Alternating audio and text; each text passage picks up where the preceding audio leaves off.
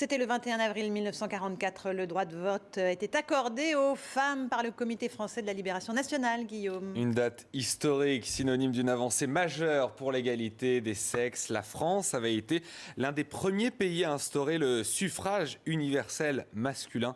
Mais il aura fallu attendre près d'un siècle pour que ce droit soit étendu aux femmes. Et on en parle bien sûr avec votre invitée, Laurence, Anne Hidalgo, ce soir. Effectivement, Anne Hidalgo, bonsoir, qui est en duplex avec nous depuis l'Hôtel de Ville de Paris. Bonsoir. Bonsoir, Madame Hidalgo, vous êtes maire de Paris depuis le 5 avril. Aujourd'hui, vous allez accueillir 200 femmes maires à l'Hôtel de Ville. C'est un moment de fierté pour vous et d'émotion? Oui, c'est un moment important dans cet hôtel de ville qui est symbolique, qui est un lieu où la République a écrit ses plus belles pages et où les femmes, je pense notamment aux femmes qui ont participé à la libération de Paris, ont été aussi à l'origine de la conquête de ce droit de vote des femmes. Parce qu'en fait, le droit de vote des femmes arrive parce qu'elles se sont battues et qu'elles ont vraiment pris part à la libération du pays. Et à Paris, elles ont été nombreuses à être impliquées dans les réseaux de résistance. Donc c'est une grande fierté pour moi, première femme maire de Paris, à aujourd'hui accueillir les femmes pour commémorer ce grand moment, cette célébration du 70e anniversaire du droit de vote accordé aux femmes. Vous venez de le dire, vous êtes la première femme qui s'assied à l'Hôtel de Ville de Paris, en tout cas la première femme élue. Est-ce que ça a une responsabilité particulière pour vous ? Oui, c'est une responsabilité particulière parce qu'on est très peu nombreuses à être maire de grandes villes, encore moins nombreuses à être maire de grandes métropoles au niveau européen ou à l'échelle mondiale.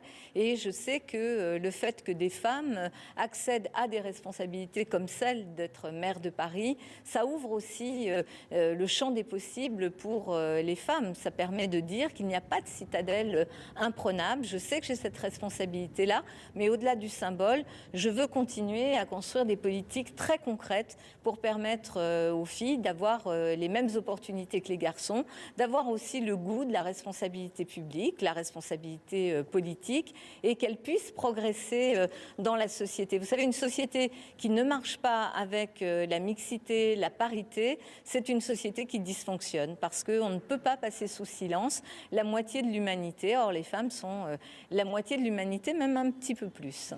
Le président François Hollande va venir avec vous célébrer ses 70 ans du droit de vote des femmes. Quel message est-ce que vous souhaitez qu'il adresse aux femmes ? D'abord, que le combat pour l'égalité est loin d'être terminé. Il y a eu ce combat pour le droit de vote. Ensuite, il y avait le combat pour avoir la possibilité d'être élu. La loi sur la parité en France a permis des avancées considérables. Et puis, il faut maintenant d'abord conforter les droits fondamentaux des femmes.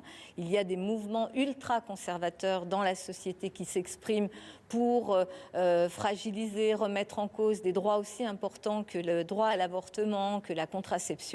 Et puis, bien sûr, progresser sur des domaines qui sont aujourd'hui inacceptables. Le fait qu'il y ait des disparités dans les rémunérations des femmes et des hommes au même poste, avec le même niveau de diplôme ou la même expérience, ça, ce n'est plus acceptable. Et la société se prive de l'énergie des femmes. On en a besoin pour la démocratie, on en a besoin aussi pour l'économie. La participation des femmes au redressement économique du pays, c'est un élément que doivent intégrer les entreprises. Et pour cela, elles doivent cesser, pour celles qui continuent à le faire, de discriminer les femmes parce que tant qu'elles sont en âge de procréer, elles n'ont pas accès aux postes de responsabilité et aux mêmes rémunérations.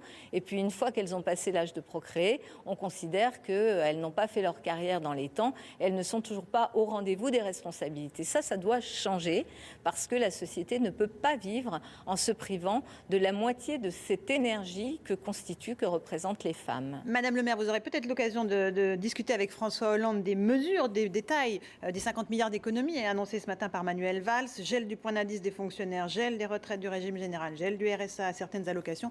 C'est une politique d'austérité qui est en train de se mettre en place dans notre pays. Moi, je considère que, bien sûr, qu'il faut faire des efforts partout pour mieux gérer l'argent public. C'est ce que nous faisons à Paris. Vous savez, quand j'ai resserré l'exécutif, j'ai regroupé un certain nombre de moyens. J'ai en perspective des réformes de structure.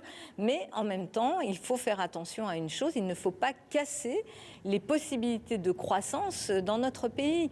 Les collectivités locales portent un investissement qui est un investissement productif. Et moi, je considère qu'il faut vraiment faire la distinction entre les dépenses et les dépenses productives. Faire un tramway, construire du logement, faire en sorte qu'il y ait des équipements de petite enfance, tout cela participe d'abord à la qualité de vie des populations, mais participe aussi à un effort économique, à l'attractivité de nos territoires et à l'emploi. Vous savez, l'investissement de Paris, qui est un investissement important et que je souhaite maintenir, génère 30 000 emplois directs et indirects dans la population parisienne, dans les entreprises. Donc il faut aussi faire attention à ne pas casser cette dynamique portée par l'investissement des collectivités locales. Merci beaucoup Anne Hidalgo d'avoir été en direct sur iTélé, Merci en cette soirée d'anniversaire des 70 ans donc, du droit de vote des femmes.